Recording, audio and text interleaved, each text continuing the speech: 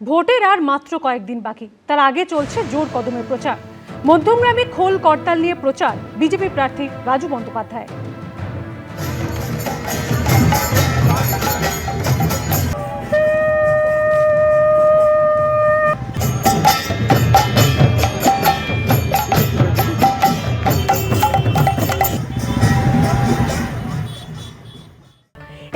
April পর্যন্ত tribunal যাদের ছাড়পত্র দেবে তারা 23শে এপ্রিল প্রথম দফার নির্বাচনে ভোট দিতে পারবেন। 27শে এপ্রিল পর্যন্ত যারা ছাড়পত্র পাবেন তারা ভোট দিতে পারবেন 29 তারিখ। বড় নির্দেশ দিল সুপ্রিম কোর্ট। বিধানসভা ভোটের ঠিক এক সপ্তাহ আগে এসআইআর মামলায় বড় নির্দেশ দিল সুপ্রিম কোর্ট। ভোটের 48 ঘন্টা আগে ট্রাইব্যুনালের ছাড়পত্র মিললেও দেয়া যাবে ভোট। ফের সংবিধানের 142 নম্বর অনুচ্ছেদ অনুযায়ী বিশেষ ক্ষমতা প্রয়োগ করে নির্দেশ দিল সর্বোচ্চ আদালত। রাজ্যে প্রথম দফার ভোট 23 এপ্রিল। সুপ্রিম কোর্টের নির্দেশ অনুযায়ী 21 এপ্রিল পর্যন্ত ট্রাইব্যুনাল যাদের ছাড়পত্র দেবে তারা 23 এপ্রিল প্রথম দফার নির্বাচনে ভোট দিতে পারবেন। 29 এপ্রিল দ্বিতীয় দফার ভোট। 27 এপ্রিল পর্যন্ত ট্রাইব্যুনাল যাদের ছাড়পত্র দেবে তারা দ্বিতীয় দফায় ভোট দিতে পারবেন।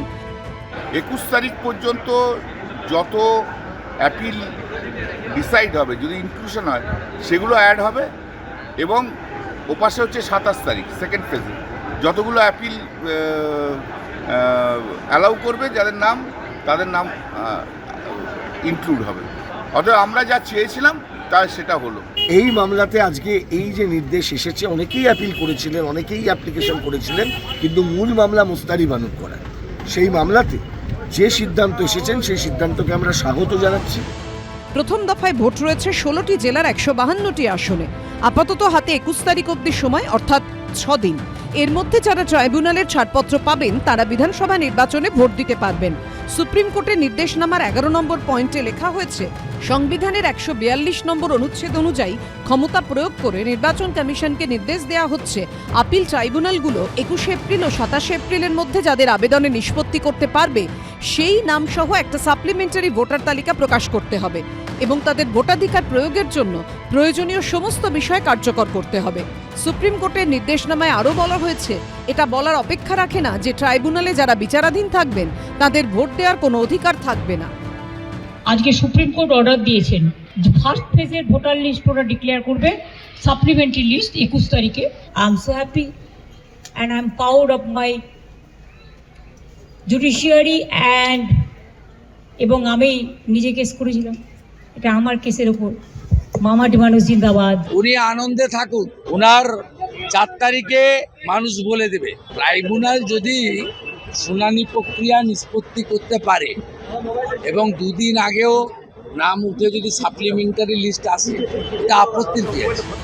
গত বছরের 16ই ডিসেম্বর নির্বাচন কমিশন যে খসড়া ভোটার তালিকা প্রকাশ করেছিল তাতে 58,20,899 জনের নাম বাদ যায়। 28শে ফেব্রুয়ারি প্রথম চূড়ান্ত ভোটার তালিকায় বাদ পড়েন আরও 5,46,053 জন।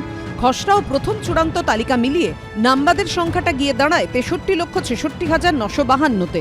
বিচারাধীনদের নথিপত্র খতিয়ে দেখার পর 6 এপ্রিল যে সাপ্লিমেন্টারি তালিকা প্রকাশিত হয় তাতে অবৈধ বলা হয় 27,16,393 জনকে। ফলে সব মিলিয়ে 90,83,345 জনের নাম বাদ পড়ে।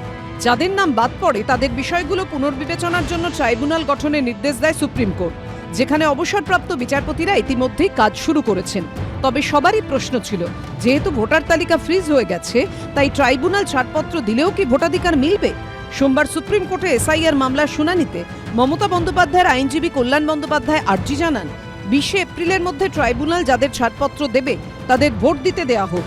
রাজ্য সরকারের আইনজীবী শ্যাম দিওয়ান আর্জি জানান, 1 সপ্তাহের মধ্যে ট্রাইব্যুনালে যতজনের আবেদনে নিষ্পত্তি হবে তাদের তালিকা প্রকাশ করে ভোট দিতে দেয়া হোক। তার প্রেক্ষিতে বিচারপতি জয়মাল্য বাগচি বলেন, পরিস্থিতি সম্পর্কে আমরা ওয়াকিবহাল। এর অর্থ ভোটাধিকার স্থগিত করে দেওয়া নয়। ভোটার তালিকা সংশোধনের জন্য আমরা সংবিধানের 142 ধারা প্রয়োগ করতে পারি। বৃহস্পতিবার ঠিক সেটাই করল সর্বোচ্চ আদালত। প্রথম দফার ভোটের পরের দিন অর্থাৎ 24শে এপ্রিল সুপ্রিম কোর্টে এসআইআর মামলার পরবর্তী শুনানি। এবিপি আনন্দ। আমলা বদল নিয়ে নির্বাচন কমিশনের সিদ্ধান্তে আপাতত হস্তক্ষেপ করল না সুপ্রিম কোর্ট। সুপ্রিম কোর্টের প্রধান বিচারপতি বলেন, সবচেয়ে খারাপ উদাহরণ হলো এসআইআর এর কাজে আদালতকে বিচারকদের নিয়োগ করতে হয়েছে। তার কারণ বিশ্বাসযোগ্যতার অভাব। রাজ্য সরকার নির্বাচন কমিশনকে বিশ্বাস করছে না, কমিশন রাজ্য সরকারকে বিশ্বাস করছে না। সুপ্রিম কোর্ট এই মামলায় আপাতত হস্তক্ষেপ না করায় বহাল রইল হাইকোর্টের নির্দেশ। এক সপ্তাহ পরই রাজ্যে বিধানসভা ভোট। এই আবহে রাজ্য প্রশাসনের আমলাবদল নিয়ে নির্বাচন কমিশনের সিদ্ধান্তে আপাতত হস্তক্ষেপ করল না সুপ্রিম কোর্ট। বৃহস্পতিবার সুপ্রিম কোর্টের প্রধান বিচারপতি সূর্যকান্ত, বিচারপতি জয়মাল্য বাগচি ও বিচারপতি বিপুল এম পঞ্চলির বেঞ্চে এই মামলা উঠলে মামলাকারীর আইনজীবী কল্যাণ বন্দ্যোপাধ্যায়কে প্রধান বিচারপতি প্রশ্ন করেন, এটাকে শুধু পশ্চিমবঙ্গের ক্ষেত্রে হয়েছে? প্রধান বিচারপতি তার পর্যবেক্ষণে বলেন, ভোটের দিন ঘোষণার পর প্রশাসনিক স্তরে বদলি সব জায়গায় হয়ে থাকে। এরপরই মামলাকারীর আইনজীবী কল্যাণ বন্দ্যোপাধ্যায় তাঁর সওয়ালে বলেন, এক রাতে 1100 জন অফিসার বদলে ফেলা হয়েছে। প্রথমবার কোনো রাজ্যের মুখ্য সচিবকে বদলি করা হয়েছে। এরপরই প্রধান বিচারপতি সূর্যকান্ত বলেন, দুর্ভাগ্যজনকভাবে মানুষ মনে করেন যে এইসব আধিকারিকরা শুধুমাত্র নিজেদের ভালো পোস্টিং, ভালো সুবিধের জন্য কাজ করেন। মানুষ ভাবে এই আধিকারিকদের কাছে গেলে তারা সুবিচার পাবেন না। প্রধান বিচারপতি আরও বলেন, সবচেয়ে খারাপ উদাহরণ হলো এসআইআর এর কাজে আদালতকে বিচারকদের নিয়োগ করতে হয়েছে। তার কারণ বিশ্বাসযোগ্যতার অভাব। রাজ্য সরকার নির্বাচন কমিশনকে বিশ্বাস করছে না, কমিশন রাজ্য সরকারকে বিশ্বাস করছে না। দেখুন, এগুলো কিছুই নয়, এগুলো আপনার দেওয়া ট্যাক্সের টাকা কিছু ওই কংগ্রেসি নামি দামি অ্যাডভোকেটদের আর পশ্চিমবঙ্গের কিছু নামি দামি তৃণমূল কংগ্রেসের অ্যাডভোকেটদের পাইয়ে দেওয়ার ব্যবস্থা। যা পদক্ষেপ নিয়েছে, যা সিদ্ধান্ত নিয়েছে, প্রত্যেকটাই তো কোর্টে চ্যালেঞ্জড, কোর্টে তিরস্কৃত। তৃণমূল কংগ্রেস কোনো মামলায় জিতেছে শুনেছেন? প্রধান বিচারপতি আরও বলেন, যদি আগামীকাল অবাধ ও সুষ্ঠু নির্বাচনের জন্য নির্বাচন কমিশন কোনো কড়া পদক্ষেপ নেয় এবং তখন যদি আপনারা বলেন যে এটা করার জন্য সংসদের অনুমোদন নেই, তাহলে তো মুশকিল।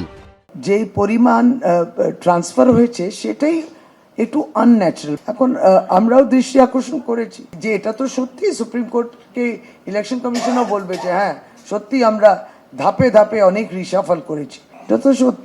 যেটা আমরা বলছি অস্বাভাবিক।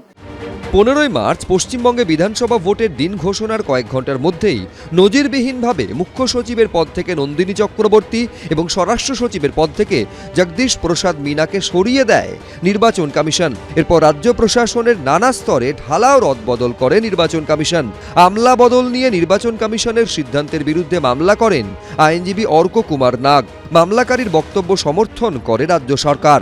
মামলা গড়ায় হাইকোর্টে। সেই মামলা খারিজ করে দেয় কলকাতা হাইকোর্ট। হাইকোর্টের পর্যবেক্ষণ ছিল, ধরে নিতে হবে নির্বাচন কমিশন অবাধ এবং সুষ্ঠু ভোটের স্বার্থেই বদলিগুলি করেছে। বর্তমানে নির্বাচন কমিশনের যা ক্ষমতা তা নিয়ে কোনো সন্দেহ নেই। আবেদনকারী এটা প্রমাণ করতে পারেননি যে নির্বাচন কমিশন ক্ষমতা ব্যবহারের ক্ষেত্রে স্বেচ্ছাচার করেছে এবং এর ফলে জনস্বার্থ বিঘ্নিত হয়েছে। হাইকোর্টের এই রায়কে চ্যালেঞ্জ করেই সুপ্রিম কোর্টে দ্বারস্থ হন মামলাকারী।